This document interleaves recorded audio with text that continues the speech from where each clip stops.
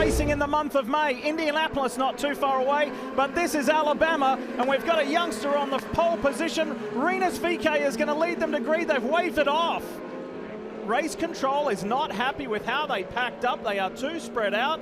So we're going to go around again and reform. It's like a Saturday night shootout at the dirt track. They don't like that. They don't like the fact that it's so spread out. They're going to stack it up and force these guys to be disciplined. The reason nobody wants to be stacked up is they don't want to get offline and get any dirt on their tires, I think, James. So they're going to have another go here. It is tough here coming to that green flag. It's a very short distance from the exit of the last turn to the start-finish line. And like you say, there's big, long, sweeping corners leading up to it. You don't want to be on the outside of that and pick up marbles. Luckily, there's not a lot of marbles on the track because of all the rain we had. Kyle Novak, the race director, he sends a message, hey, let's work as a team and do it my way. This is big because Marty talked about strategy, guys, in terms of 2-stop to 3-stop. This lap actually counts, but not at speed. That means you'll be using a lot less fuel at pace car speed here as you get regrouped. So that opens up the strategy for the 2-stoppers a little wider. It's a big deal right there. Are we sure that it counts? That's what we hear. Amazing. Yeah. Oh, yeah, that's definitely going to be, all the engineers are salivating on the stand. Plus, in comparison to last year, there was an extra pace lap too, right? Yes. So we delve into some different area. So maybe we're back to level set to exactly the mileage we saw last year, and there was both strategies, 2 and 3. Now, because of this short run out of the last corner to the start-finish line, we often only see a few stacked rows on the front straight, but we have seen some pile-ups on the start as guys come out of that last corner accelerating and then have to hit the brakes. They're going to have to pack up a lot more quickly than this. We're almost at the end of the lap. It looks a lot better already than the initial attempt. Looks a lot better than the initial attempt. Jack Harvey comes in alongside Elio Castro Neves. So once again, Rinus VeeKay Pato Award, a 21 and a 22-year-old on the front row, leading the champion to green, and the two-time Scott McLaughlin is in there as well. Let's go. Green flag this time, you bet. Racing at Barber Motorsports Park, and VeeKay will go down into turn 1 first. Scott McLaughlin around the outside of Alex Palou as we see it to 3 wide now heading into turn 2. Good clean up front. Look at Felix Rosenquist in that orange and blue car for Arrow McLaren SP. Up over turn 3 and 4. Stretching their legs down to turn 5. Key overtaking move, and that's what Palou's trying to do on McLaughlin. Alex Palou, always patient, but he's pressing right now in that blue and white car. Looking inside, there is Rosenquist and Alexander Rossi side by side as they come to the museum. So McLaughlin in that Soncio Chevrolet, up 1 position already on the champ and the defending race winner. Rossi looking good. Then back to Grosjean. There's Dixon in the PNC Bank Honda, and David Malukas, the rookie, around the outside of Will Power. You saw Will Power in that black and red Verizon car, and James, he's just trying to figure out how to get by, but with high percentage decisions, you cannot afford around a fast racetrack like this to damage any aerodynamic part on the car. No, you really cannot. There's no track. We rely on aerodynamics more than right here at Barber. Those long, fast corners as we ride on board with Will Power in the Verizon car right now. And lap 1 complete under yellow. Lap 2 complete now under green. First to dive for the pits is Marcus Ericsson. This is what we were waiting for, to see how this shakes out, Kevin Lee. And this was the plan that Marcus told me they were leaning towards, and he reminded me that in 2019, I started in the back, came in on lap 7, and we finished 7th. So he's good with that similar strategy again, coming in here on lap number 11. He goes from the alternates to primary Firestones. Marcus Ericsson is back out. He's been fast. Qualifying didn't go well. Let's see what he can do with some clean air now. That's a great stop from the Chip Ganassi Racing crew. And I kind of like this. I remember that race for Marcus. He did an incredible job getting those passes done on Tracktown. So now he's going to have a ton of clean track. He's got a fresh set of Firestones, and he can just go for broke. He does have the number 11 car, though, of Tatiana Calderon, who is about 12 seconds back of Jimmy Johnson at the tail end of the field. So it's going to be probably 5 or 6 laps before he catches the 11. She's on the lead lap. She's going to be fighting hard to stay in front of Ericsson. That's the only thing that can really throw off this clean track strategy early on. And Joseph Newgarden looks like it. I did not expect that at all. When we saw him start on the harder sidewall tires, I did not see that for Joseph Newgarden in the 2 car. Jack Harvey's in too. It's opened up, and is that Will Power in the Verizon Chevy at the back? Let's go down to pit road. Here's Marty Snyder. Yeah, that is Will Power coming down pit road as well. Also, you see Joseph Newgarden hitting pit road here. Yeah, a little bit of a surprise. Talked to Tim Cinder just a second ago, and he said he thought it was leaning towards a 2-stop. But I think what they were thinking, Hinch, is they were so far back sitting there in 10th, they weren't going to make the progress that they thought they could. good on those primary tires, so they decided to come in. They're going to make it a 3-stop race for Joseph Newgarden, but stand corrected, that was not Will Power coming down pit road, that was Jack Harvey. So Team Penske, in essence, splitting the strategy here with Newgarden going with a 3-stopper. And that's something they're so good at, Townsend, splitting strategies across their cars. They've done it many times to great success, just covering the bases. Yep, it's Jack Harvey, by the way, and Helio Castro Neves. Harvey came out in front of Marcus Ericsson, Newgarden in front of Harvey. So Newgarden the furthest up the road on the 3-stop strategy, and Colton Herta coming in. Responding, because remember, he was the same as Joseph Newgarden, starting on the primary Firestone Firehawk tires. Here is the Gainbridge Honda. There is some fire in this young man's belly as well after yesterday with that qualifying that left him frustrated and fuming. Romain Grosjean hitting pit road. He was saying the tires are already getting bad. They said, do you think it can hang on?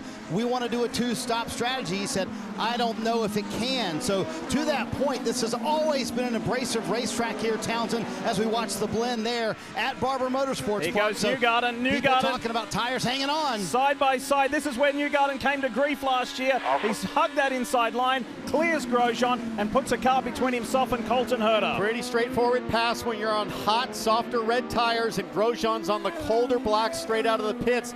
And I think the issue, you mentioned this earlier, James, green racetrack with the rain. So more abrasive until rubber gets laid down. It's going to wear the tires more aggressively earlier on in this race. And I think Grosjean just found that out the hard way. And I can tell you from the driver's standpoint, all these guys that have bailed on the 2-stop and they've gone to the 3-stop, they are so happy from the driver's seat, driving around, saving tires, saving fuel to a number. It is sometimes so dull. Now they know they're going to have the fuel, they're going to have the tires, time to go. It feels great, James. You're going fast on that 3-stop strategy until you catch lap traffic for Joseph Newgarden. He's about to enter turn 1. Look at this. Here comes Tatiana Calderon. This is what I was talking about. Look at this. Colton Herta on Grosjean. Teammate on teammate into turn 1.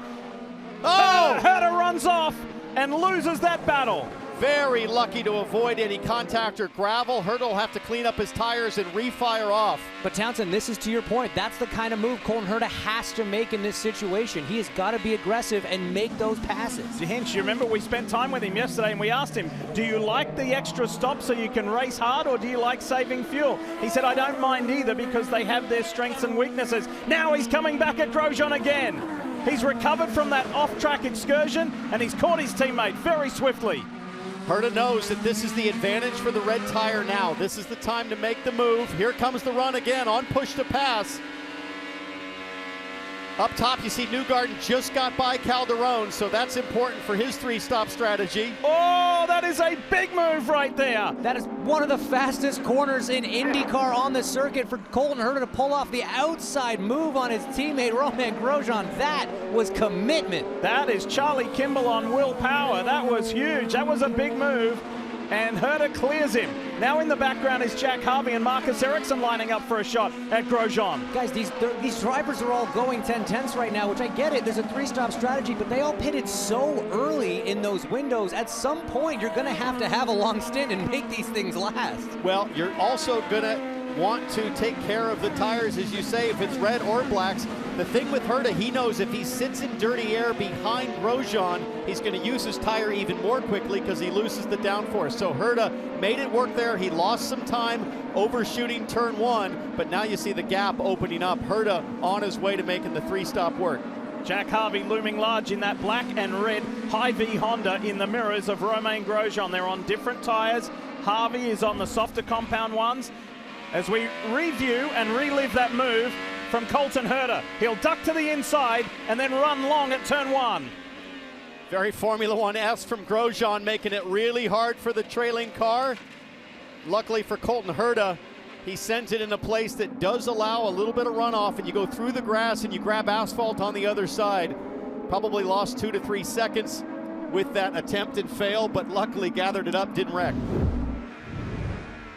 Nice and smooth there. A little correction, there's the Newgarden shuffle here at Barber. He always surprises with that move. Slick, once again, he's done that so many times here to catch somebody out, and that's what Newgarden needed to get back in clean air. He's got nobody in front of him for a while. He can start to get back to fast lap times. I was just going to say, he had lost a few seconds behind Jimmy Johnson's lap times, almost a second slower than the previous lap, so quick work of the number 48. And what he said, I think he used that move to get the lead, his very first win back here in 2015, and he has used it to great effectiveness many times since. And strangely enough, not too many others have copied. It is amazing, and I love the fact that he pulled it on Jimmy Johnson, who's probably not aware of that Newgarden move and is still figuring out this IndyCar series. So now Newgarden is down and away. Newgarden sits about 26 seconds back of Rinus VeeKay, who's on the two-stop strategy. So I would expect Newgarden to get to the lead when VeeKay stops, but they'll still be on two strategies. Newgarden will have to stop 2 more times, VeeKay just once. There's VeeKay. No, VeeKay's still got 2 to go because he hasn't pit yet. So right, essentially they're both stops, right. Yeah. Sorry, yeah. So they're essentially both on 2 more stops. But VeeKay's got to take care of his tires and fuel, where Joseph can be a little bit more aggressive. And now that Colton Herta's caught up to the back of Jimmy Johnson, we got to keep track of how quickly he gets by him. And more action down on pit lane, Kevin. We're starting to see the leaders come in. Alexander Rossi's rolling by, and that's Pato O'Ward making his first stop of the day. Made the Firestones last. He's going to primaries. This time back out, Marty. Yeah, but Kevin, to the point you made a moment ago, as Alexander Rossi hits his pit stall here, we're working lap 30. I think they would love to have gone 1 lap further if they can. So at some point, they're going to have to make up this time. Took a long time on the left rear tire for Rossi there. So a little bit longer stop than the 27 would like, which will cost him some track position. There goes Romain Grosjean in the blue and white car on that 3-stop strategy. Jack Harvey gets by. Here's Alexander Rossi. Now it's going to get interesting as it gets jumbled up. You got guys on different strategies fighting over the same track space. Callum Eilert there, also pitted on lap 30. Ericsson looks at the inside in that white and red Husky chocolate Honda on his countryman, Felix Rosenquist. Then it's Eilert in the green and black and white car, and then Alexander Rossi. Or is Rossi ahead? Pardon me, I think Rossi's ahead of them. So, more action on pit road. The leader is in, up to a 5-second advantage on Scott McLaughlin, who moved up to second. Rinus VeeKay takes the primaries. Scott McLaughlin going right around him as well. Interesting nugget for McLaughlin. They told him the pit in is a little bit slower with a green track, Marty. Will Power's going to pit here and go to alternate sticker tires, but Alex Palou, Barry Wanzer taking his playbook from last year that won them the race, going 1 lap longer than the other guys playing the 2-stop strategy. He leaves pit road. He's been very happy with the handling of the car and terrific on the fuel number. I think that's Scott McLaughlin beating Palou on pit out right there. McLaughlin just pitted. He was very fast in practice on used tires. Look at this battle. Newgarden. Herta, as they go by, Tatiana Calderon. So Tatiana has clearly pitted, and these two resume their fight. He's really closed that gap. He had a few-second buffer, Joseph Newgarden did, over Colton Herta, and now he's right on his gearbox, and this is essentially the race for the lead of the 3-stop strategy players. And this is all clean air in front of Newgarden. It's a half a lap to the next car. As you hear on the radio, push hard right here. This is where you've got to make lap time to make this strategy work.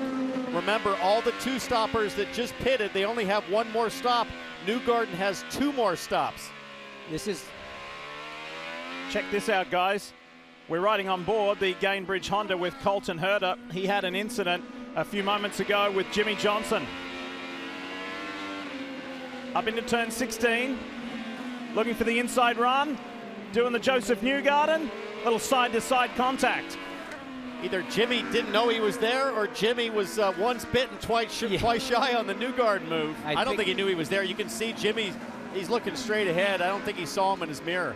Yes, potentially true. We were talking about how not enough drivers have adopted that move from Joseph Newgarden. Well, Colton saw it work, and he tried to do the same thing.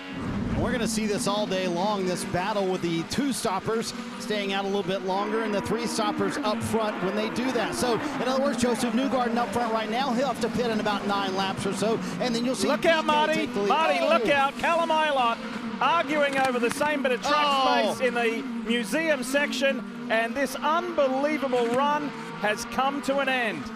The 23-year-old Brit was running solidly in the top 10. and just hit the museum complex a little too hot, went off track and did what Will Power and Marcus Ericsson did yesterday, ended up in that gravel trap. And a heartbreak for the three stoppers right here. This pretty much ends it. This is going to allow the two stoppers to cycle to the front. Guys like Herta's going to have to come into the pits, but here's a replay. This is into turn 5. Elio going by Callum, or trying to go by Callum, but him holding it on the outside there. So Eilert looking good here, has a nice run on the outside of 5. Eilert with the advantage now, has perfect track position. It just fired in it in too deep. Got loose, just had to chase it across that curb. We saw that happen so many times in practice and qualifying in this same spot, guys. Real trouble spot so far this weekend. Wonder if the marbles have built up enough to where Eilert kind of offline as you approach there, just got dirt on the tires, but I feel like Castro Neves, the 20-year veteran, just kind of pulled a move. You break really deep, you suck the rookie into trying to go deeper when Eilert really didn't need to. I mean, he could have just held Porter right there, and he had the position for the apex down the hill. Ready for a restart though here. Working lap 35. Seeing the green as Rinus VeeKay, as he did right at the beginning of this Honda Indy Grand Prix of Alabama. Pato Award, Scott McLaughlin, the champ, Alex Palou, and then Alexander Rossi. Power on the move in that Verizon 5G Chevy. And Newgarden making quick work there in the PPG car of Jimmy Johnson, trying to carve through the field beyond the offensive like we just heard. Colton Herta in the same situation, that yellow and black car on David Malukas. He wants to make it happen now. Primaries versus alternate tires for those two. They both fall lockstep, but it looks like Colton Herta's gotten ahead of Joseph Newgarden on track there, so a good move on the restart. He has to the 26. He has. He's right behind David Malukas, the rookie. There's Dixon. Through goes Ray Hall. Power. Then Takuma Sato. And then you pick up Colton Herta ahead of Joseph Newgarden and Romain Grosjean. It looked like Herta was going to have a send on Malukas. He backed out of it, and I wonder if the marbles have something to do with that. The track's pretty dirty offline, as we saw in the tight shot on the front straightaway. They're all stacked up behind Malukas, Herta, Newgarden, and Grosjean. And guys, it's tough to underestimate and really, look at Holt. Is Herta trying to There it is. He's trying to make the Joseph Newgarden move while defending from Joseph Newgarden. Contact with David Malukas there. Does that open the door for Joseph into turn 1? Able to dispose of the rookie very effectively. Look at the rubber flying off the race cars. Huge chunks of rubber coming off the tires. Sato and Pagenaud were going at it, and it looked like Pagenaud got by the two-time Indy 500 winner. On board with Grosjean. Let's go for a ride. Oh, Newgarden up ahead with a great run on Malukas. Power and Ray Hall, they're at it, exiting turn 5. Power's got ahead for the time being and trying to defend down into the museum complex. That's how we saw Callum Eilert go off, but Will Power seems to take it easy enough through there, keep it in control. He's moved up another spot. Well, let's think big picture-wise of what Will Power told us this week. His approach this year has been really work hard on my mental game. Don't sweat the small stuff. As Devlin DiFrancesco has a moment in front of his teammate. Colton Herta on the rookie, sweeps around the outside. Another position to Herta. Another move on the outside of turn 12 as well, Lee. That was a very committed move, as we've been seeing from Colton Herta all day. He is absolutely on a charge. He's got the bit between his teeth, and he is trying to make up for that yellow that really sacrificed their strategy. T-Bell, he's on a mission. He is on a mission. Hinch, watch this. Elio Castro Neves, Jimmy Johnson. This is under review. What went down? Oh, what went around? Castro Neves banged it off the curb there, had the whole front axle in the air, locked up, got straight into the back of Jimmy Johnson. I'd fully expect a drive-through penalty for Elio Castro Neves there. Yeah, he continued. Jimmy Johnson went around, and we've just been getting word from race control that there is a penalty coming to the 06. Right now, these two drivers, Felix Rosenqvist and Colton Herta, they're not looking at their steering wheel, guys. They are just grabbing on for Here we go, inside. He goes for it. It's the Newgarden move by Herta for now a third time. This time on Felix Rosenqvist. So clicks up another position, put Colton Herta down now for 9th place. Super impressive drive from Colton Herta, the three-stopper. Fell foul of the yellow flag that came out. They were disadvantaged. Herta's really the only one who's been able to do this, especially mid-stint on the tires. He is passing cars 4 positions straight up because everybody will have to make one more stop. There you hear Brian Herta, father, coming on the radio. Half tanks, about 12 laps perhaps until they make that final stop. They might push Colton Herta a little longer. Look at this replay. This is Joseph Newgarden. We're on the PPG Chevy and Romain Grosjean. Maybe a slight contact there exiting turn 5. This is coming down towards the museum complex. Grosjean's going to be on the outside here for this. They're wheel to wheel, and Grosjean does what he did yesterday. That's what Callum Ilott should have done earlier to Helio Castroneves. Newgarden with the position on the inside. Grosjean goes for a ride, but like the pro that he is, gathers it up, barely lost, dare I say, a couple tenths of a second. And he did that yesterday in practice as well, so he's got a little bit of experience. He went around yesterday, managed to keep it straight. Here's another replay. On the button, you see the green lights on the side of the dashboard. That's the overtake. He's on the push to pass. I guarantee you Joseph is too. He tries to hold on the outside, but Townsend, that's a one-lane bit of racetrack. Yeah, look at all the green sod that has been removed through the weekend there as Grosjean fires it through the dirt.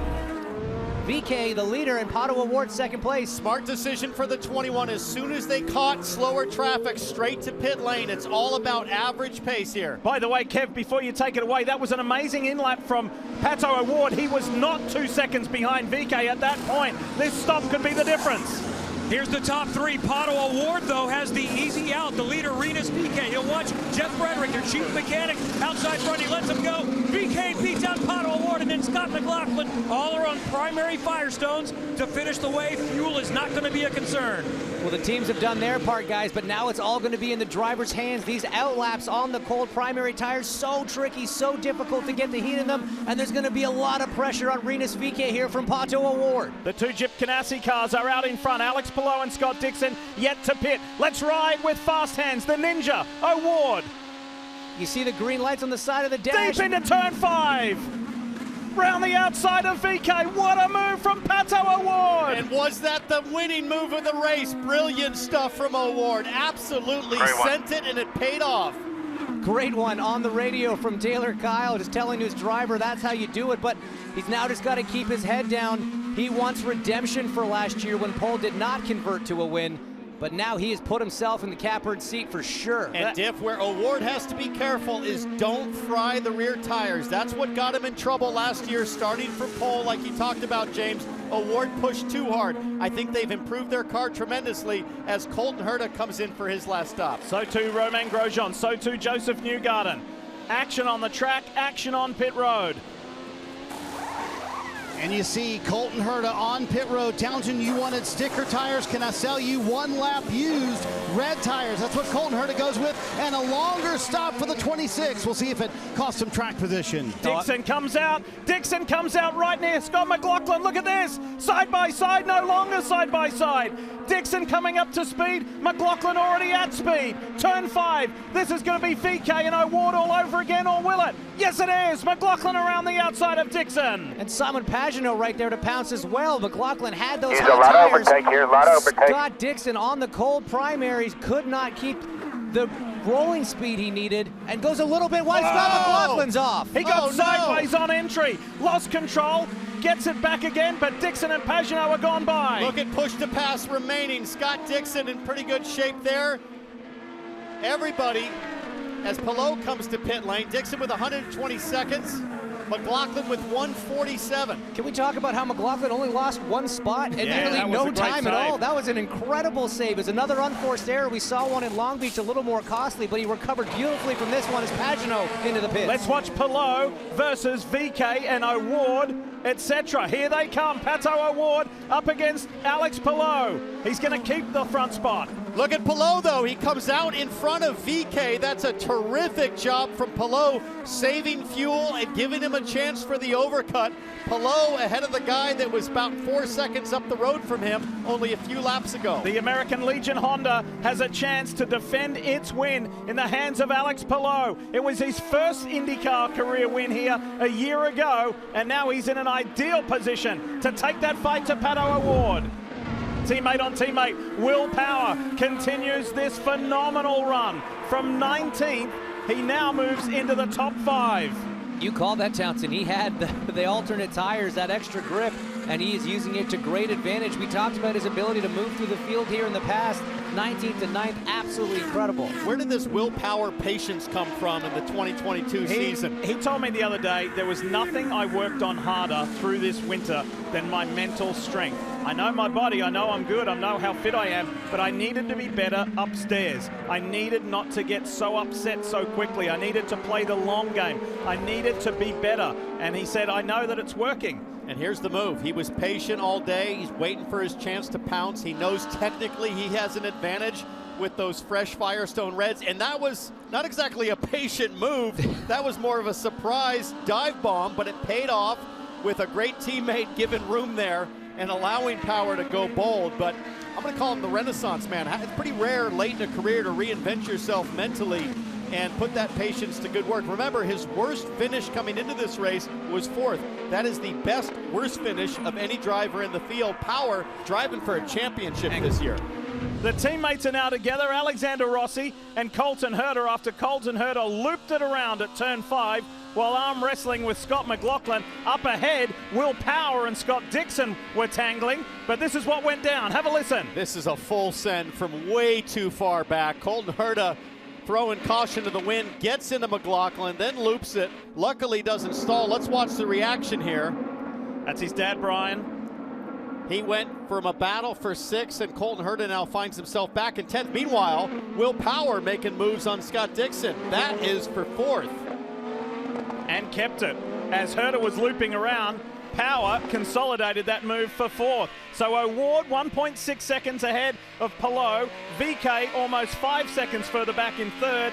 Then Will Power, Dixon, McLaughlin, Rahal, Grosjean, Rossi, and this man Colton Herta in the top 10. Well, look at this. Talk about a run. Grosjean on the inside of Rahal. Graham gives Romain plenty of room. There's contact. Oh, Grosjean hits him twice. I think he aimed for him the second time. Yeah. That was almost as bad as that Jimmy Johnson pass. No, that's 100% on the 28 there. That was contact twice on him. And by the way, Grosjean's on purpose. I 100% agree with Graham on that. Graham Rahal just said that guy hit me on purpose. Well, tune in for the Peacock post-race show. I was going to say Grosjean's a pretty big fit dude, but Graham's a little bigger. That'd be a good one to watch. be an interesting quarrel, but let's try and take another look at that one. Coming off, I mean, he's got plenty of room to the left. He just drove into him. He just opened his hands and drove into him. And I mean, look at the room. Graham saw him coming. He went around the outside, and even here, the first contact, you could maybe argue that was just accidental, but that one. Road Rage City. That was 1, that was 2. I wonder which form 3 is going to come in. Well, I wonder what race control says about that second one. Nah, no harm, no foul. Marty? To Grosjean's point, that was the second time he feels like Graham cut him off there at the apex. So not sure if you guys agree, but that's what Romain feels. Turn 16, turn 17, and Pato O'Ward will see a clear track ahead with a white flag. 1 more to go for the Arrow McLaren SP driver. You can have all the overtake you need. You can have all the overtake good on you need. fuel, and what a result this is for this team. It was a rocky start, but they gathered it up, and today they've executed perfectly, and execution has been the problem. Problems on pit lane, problems with setup. No issues today. They weren't the fastest car starting up front, but over the course of the race, he's made all the right moves, as has his team, James. I spoke to his engineer, Will Anderson, earlier this weekend, and I said, hey, Will, give me your report card grade so far for the first 3 races. He said B, maybe a B-. We've had some pace, but we haven't had the execution, like you just said, Townsend. So that was the key here this weekend. They knew they had a good car being a pole sitter last year. It was about executing on race day, and they have all done their part. Wait a second, there's a little lap traffic here for Pato O'Ward. He's going to catch him, I think, into the final couple corners, but I don't think it's going to be enough. And he's going to win for the 3rd time on a 3rd different circuit. Texas Motor Speedway last year, followed by the Detroit Street Course race, but now on a permanent road course. Pato O'Ward, who had a frustrating start to the year, here at Barber Motorsports Park, he's going to win again, but for the first time here, Pato O'Ward, Checker flag, baby. The ninja Nice drive. is back. Excellent job. Well he deserved. wins at Barber Motorsports Park to keep Chevrolet's amazing run going. Win number 3, but I got to ask you about how aggressive you had to play that pass on VK to get the lead. And at the moment, did you know that was maybe the pass for the win?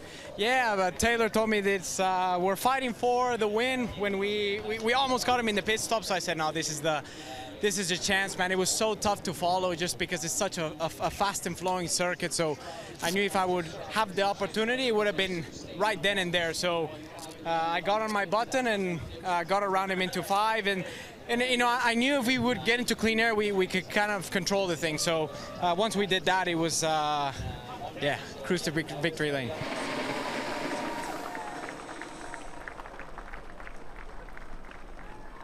Watch the GMR Grand Prix Saturday, May 14th at 3 p.m. on NBC.